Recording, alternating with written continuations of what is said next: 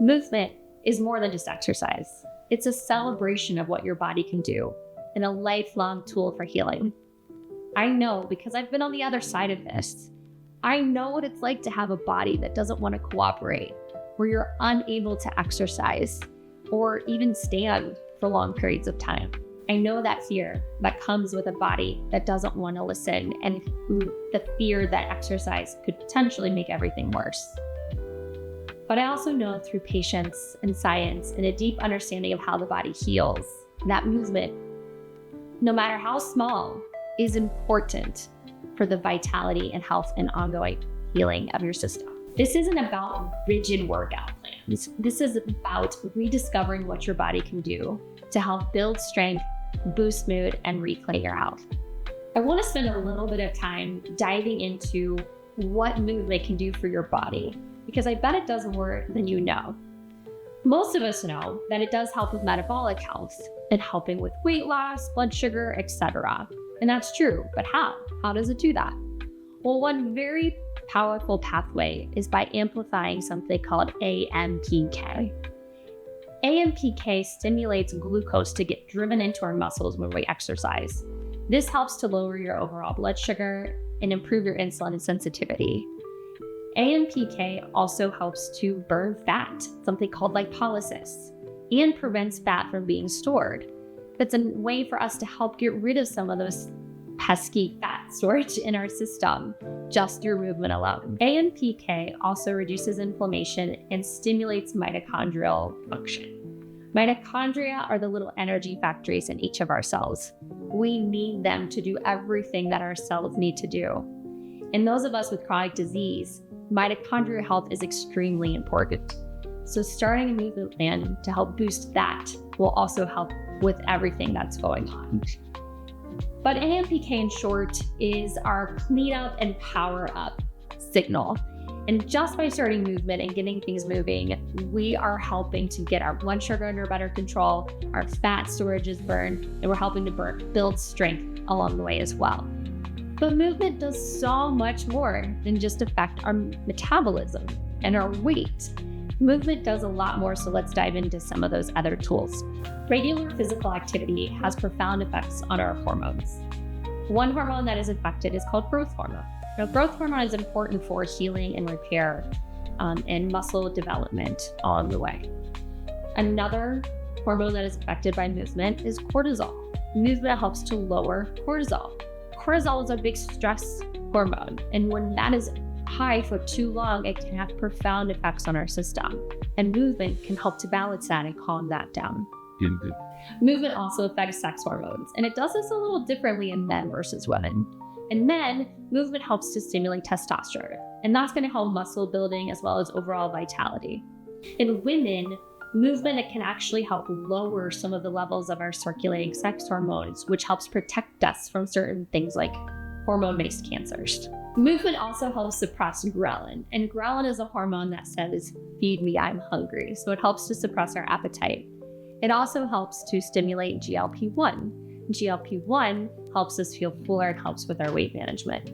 So exercise alone is going to have profound impact on many different hormones in our system to help keep that better balanced. Movement isn't just for fitness, it is critical for detoxification. Our blood and our lymphatics require movement to flush those fluids through our system. And unlike our blood circulation that has a pump, our heart, to help move those fluids, our lymphatic system does not. The pump in this case are our muscles. So when we move and contract our muscles, the lymphatic system moves. It actually increases 2 to 3 times better flow with movement. Movement, especially steady state movements like deep breathing, can also help to increase the lymphatic drainage of the brain. That's the lymphatic system of the brain. Another organ that desperately needs to be detoxified. Movement in and of itself actually helps to just mobilize toxins, things that were kind of stagnant and stale, in part through the lymphatic system, but also our blood circulation. And as we move those toxins along, we're going to be able to clear them out better. Movement increases respiration. We breathe harder when we're exercising, and respiration is one of the ways that we get rid of carbon dioxide and other toxins in our breath to clear those out. Movement helps us sweat. When we're sweating, we're also getting rid of pesticides and other toxins in our system. And also, movement just can increase overall GI motility, which is kind of the exit system for our bodies. So you can see there are many, many different ways that movement helps to stimulate the detoxification process in our body. Even a little bit can go a long way. Did you know that movement can also increase your immune function? It increases natural killer cells, T cells, B cells, helping to get these into your circulation better. Studies show that even simple movements like walking help to boost your immune system. It's thought that an increase of catecholamines and hormones during movement help to activate myokines and other signals to get these immune systems kicked up and better distributed throughout the system. But again, even short walks, going to the mailbox to pick up your mail can help upregulate the immune system function in your system. That can go a long way. Another area where movement can be incredibly important is nervous system repair. The movement of lymphatics and blood throughout the system actually help to regulate the autonomic nervous system, which allows for rest and digest as well as fight or flight. This calming and soothing that can happen with exercise and movement really helps to repair the brain, especially movements like Tai Chi and Qigong. These exercises have been shown to really support and balance that autonomic nervous system and allow that rest and digest, which is critical for our nervous system support. We know that movement also stimulates something called BDNF, and this stimulates healing and repair in our brain. It lowers neurological inflammation and stimulates neurogenesis, or new brain paths in our system. This is critical for healing and repairing brain. There's one study that showed even brisk walking for 30 minutes once a week after a stroke helped increase the levels of BDNF in the brain, which helped to heal and repair from the stroke. It's really pretty phenomenal what just a little bit of movement can do to help that brain heal. Want to live longer? Move more. Muscle is often called the organ of longevity. We know that the more muscle you have and the healthier that muscle is, the longer your health span can be. Studies show that movement and regular exercise helps build bone and muscle health, increases your VO2 max, and helps with neurogenesis. VO2 max is a calculation of your body's oxygen utilization, and this can directly correlate with your overall lifespan. Movement helps to improve that. Exercise can also help stimulate stem cell movement throughout your body, which helps to heal and repair your system and create better longevity. To achieve these benefits, the longevity benefits of movement, some things that are particularly helpful are resistance training, which can be with light weights, but resistance nonetheless, weightlifting, or zone 2 cardio. To achieve these longevity benefits, we need to incorporate things like resistance training and zone 2 training. So what is zone 2 training? Well, zone 2 training is exercising to 60 to 70% of your maximum heart rate. So ways to measure that indirectly are think about having movement and being able to talk but not sing, or have a conversation without having to gasp for breath in between. That's a good sign that you're able to kind of get to that 60 to 70% level and is in that zone 2 range. Zone 2 exercise has several metabolic benefits. One, it increases fat metabolism. It can also increase your insulin sensitivity and therefore your blood sugar regulation. It also helps to boost mitochondrial density, those energy factories in each of your cells, which is important for overall healing. It also is a great way to build aerobic endurance because the recovery time is often better at that 60 to 70% of your maximum heart rate. So how do you know if you're in zone 2? Besides the tips I gave before about being able to speak and have a conversation but not sing, or have a conversation without gasping for air, you can use the very, very rough estimate of 220 minus your age. So a 40-year-old person would have 220 minus 40 is 180. That's your maximum heart rate. So you go to 60 to 70% of that. This is a rough estimate, and depending on where you are cardiovascularly, this number might be off.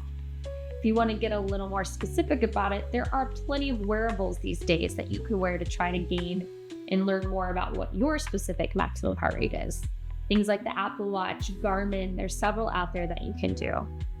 You can also find a clinic near you that measures VO2 max, and maximum heart rate, using more devices and machines and treadmills to find specifically what your levels are.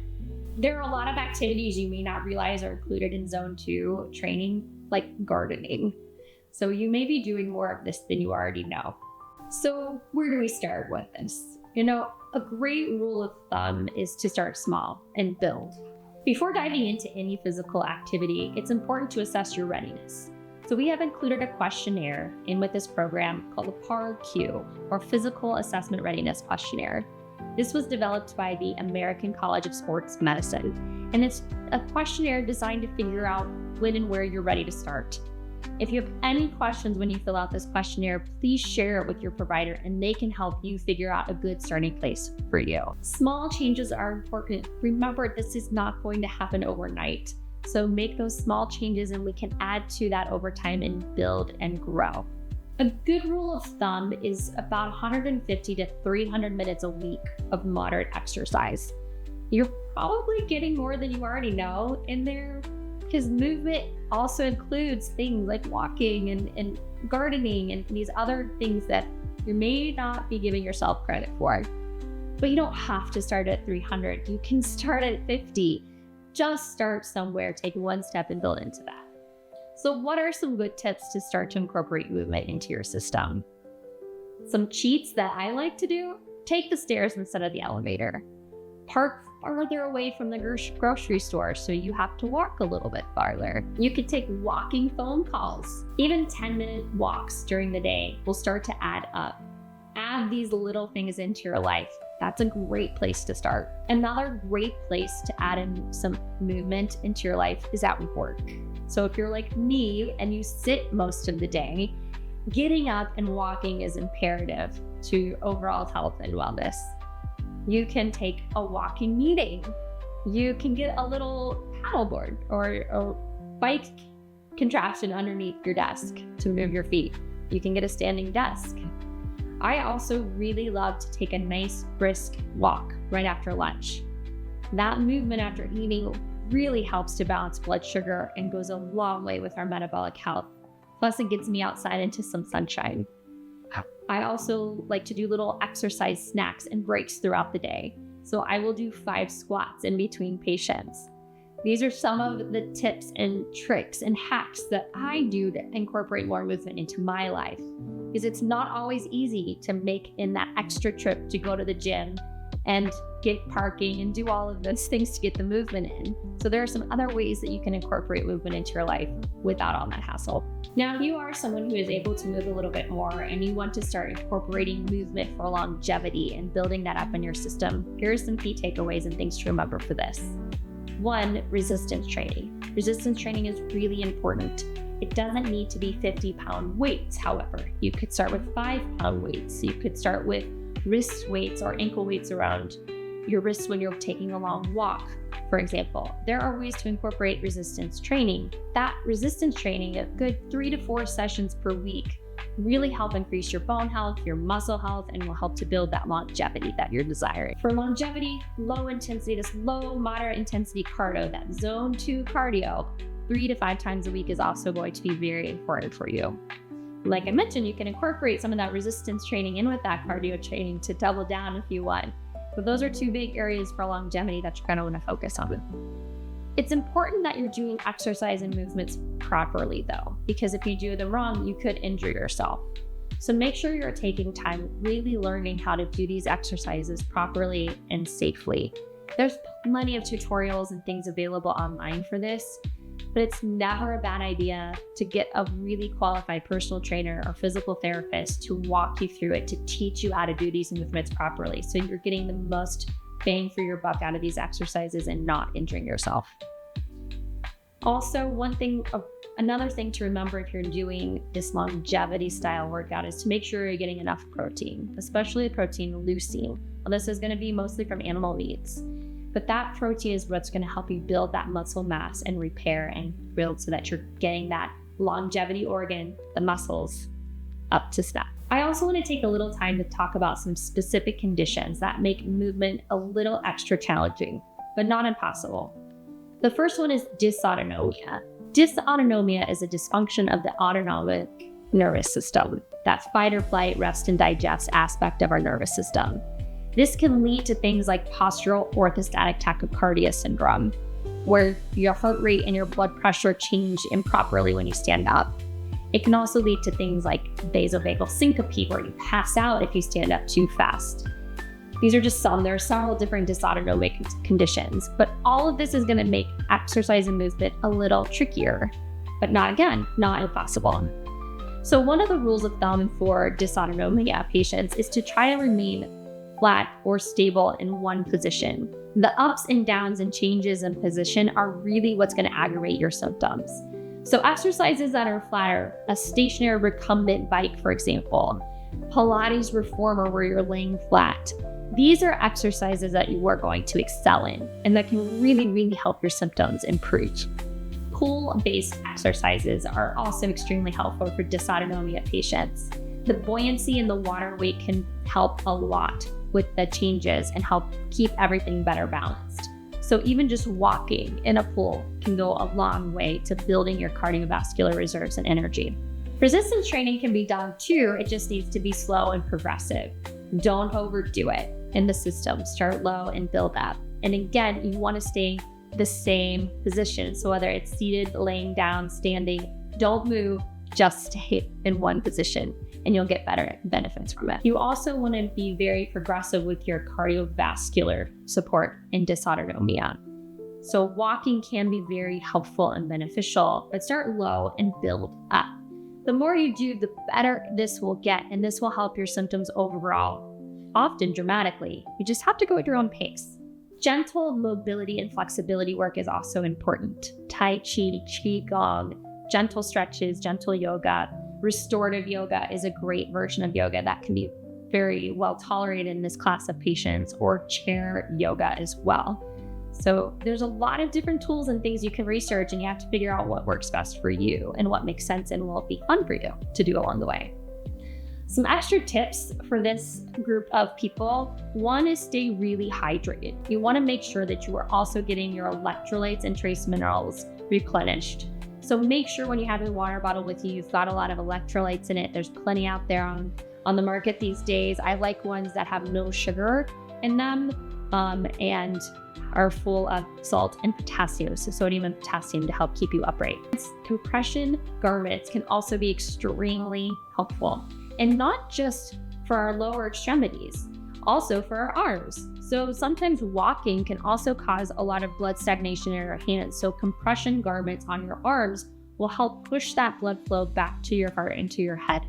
Not just the lower extremities, that's important too, but compression garments can allow you to walk a little farther, a little faster, a little better, because it's helping make sure that that blood flow, which often gets pooled in our lower extremities with postural orthostatic tachycardia, for example, and will help to make sure that it's getting back up into your system to allow you to better operate and to better tolerate exercise. You also want to make sure you're giving your body a proper cool down. You are going to need to rest and recover after exercise. Now, the trick is to make sure you're exercising so that a little recovery is all that's needed, not 3 days of recovery is needed. So a lot of that is finding what works for your body and where the balance is for you. And it may seem extremely small when you first get started as to what you can do, but that will build, and you can build on that on a regular basis and see benefits overall. Now, another group of conditions that can make movement very difficult is Ehlers-Danlos syndrome or other hypermobility syndromes. If you have hypermobile joints, you can actually end up hurting yourself if you're not doing exercise properly. So it's really important to learn how to stabilize your muscles and get strength in the muscles to support your joints so that you're improving your system, not making things worse. You want to focus on exercises that help to, again, stabilize those joints. You want to get control of those muscles around your joints so that you're not overcompensating, but you're building strength and helping to control the joint flexibility. As with everything else, progression is key. So start low and build up. There's actually a lot of good resources online on YouTube or other places for building strength and resistance and training for patients with hypermobility syndromes. So that's a great place to start. But I always think it's a good idea to really work with a trainer or physical therapist who's got a lot of experience with hypermobile joints. It's a tricky business, and you want to make sure you're building things, not hurting things. So if you have someone in your community who has experience with patients with hypermobile joints, it's really worth consulting with them to make sure you're doing it right so that you see improvements. So let me circle back to some practical tips to help you incorporate movement into your life and make it fun and easy. Start small. Consider adding these exercise snacks to your life. Take the stairs.